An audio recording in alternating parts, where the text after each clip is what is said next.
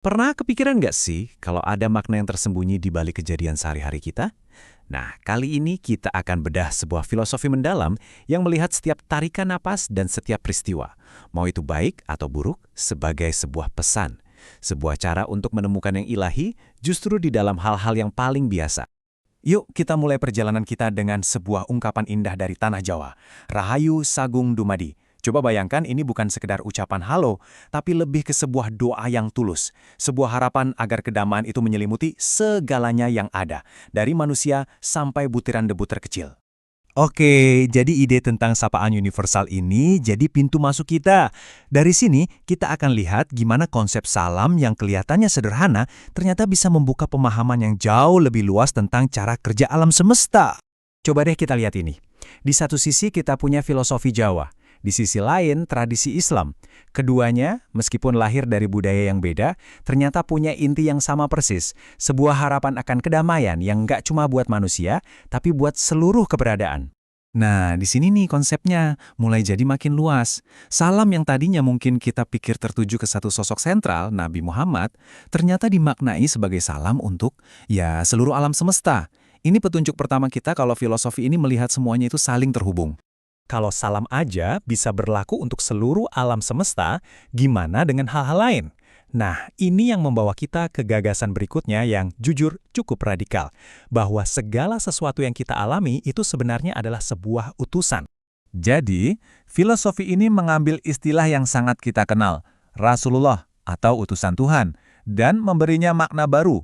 Ini bukan lagi cuma soal satu tokoh sejarah di masa lalu, tapi sebuah konsep yang hidup, yang terjadi saat ini juga.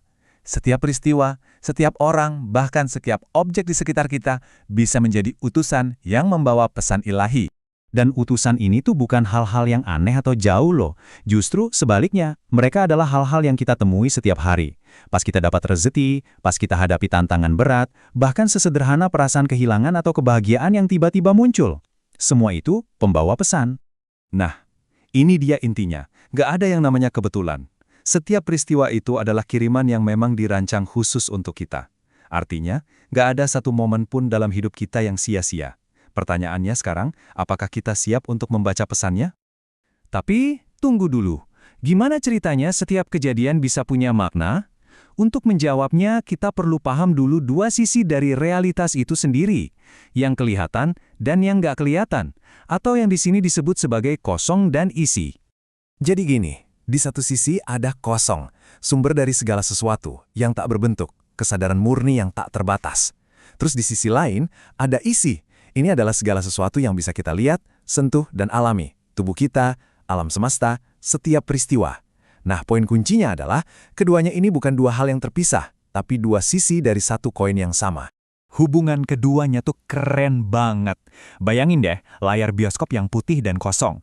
Layar itulah si kosong. Nah, layar itu memungkinkan film, si isi, untuk muncul dan bisa kita tonton. Sebaliknya, film yang ditampilkan itu membuktikan bahwa ada layar di belakangnya. Yang satu memberi ruang, yang lain memberi bukti. Mereka saling butuh. Oke, konsepnya keren. Ada alam kosong yang tak terlihat dan ada alam isi yang kita alami sehari-hari. Tapi pertanyaan paling pentingnya adalah di mana jembatannya? Gimana caranya kita sebagai isi bisa terhubung dengan kosong itu dalam kehidupan nyata? Atau lebih gampangnya gini, gimana caranya yang tak terbatas bisa menyentuh kita yang terbatas ini?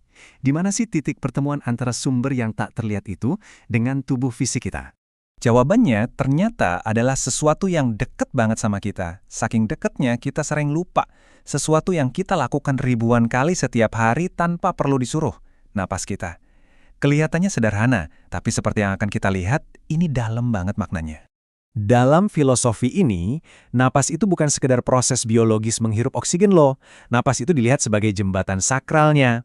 Dia adalah arus yang mengalir dari si kosong yang tak terlihat, masuk untuk menghidupkan si isi atau tubuh kita, lalu kembali lagi ke asalnya. Terus-menerus begitu. Jadi, kalau napas adalah jembatannya, gimana cara kita menyeberang? Nah, ini bagian yang menarik. Caranya bukan dengan berpikir lebih keras atau melakukan ritual yang rumit. Justru sebaliknya, dengan melakukan lebih sedikit. Cukup dengan sebuah pergeseran kesadaran yang sederhana. Prakteknya bisa dibilang ada 3 langkah. Tapi ini bukan daftar tugas ya. Ini lebih kayak sebuah undangan. Pertama, coba untuk diam. biarkan tubuhmu apa adanya. Kedua, cukup saksikan napasmu, keluar masuk, tanpa perlu diubah-ubah. Dan yang ketiga, coba sadari, ini bukan kamu yang sedang bernapas, tapi kehidupan itu sendiri yang sedang bernapas melalui dirimu. Dan disinilah kita sampai pada kesimpulan yang mungkin di luar dugaan. Ternyata, pengalaman ilahi itu bukanlah tentang pergi ke suatu tempat di atas sana, di langit, melainkan justru dengan turun lebih dalam ke tubuh kita sendiri. Perjalanan spiritual tertinggi, ternyata bukan keluar, tapi ke dalam. Jadi, kita tutup bahasan ini dengan sebuah pertanyaan untuk direnungkan. Setelah semua pencarian spiritual dan filosofis, gimana kalau koneksi sejati yang selama ini kita dambakan itu ternyata nggak perlu dicari kemana-mana? Gimana kalau dia sudah ada di sini, setiap saat, hanya dalam satu tarikan napas kita berikutnya? Gimana kalau semua yang kita cari sebenarnya sudah kita miliki?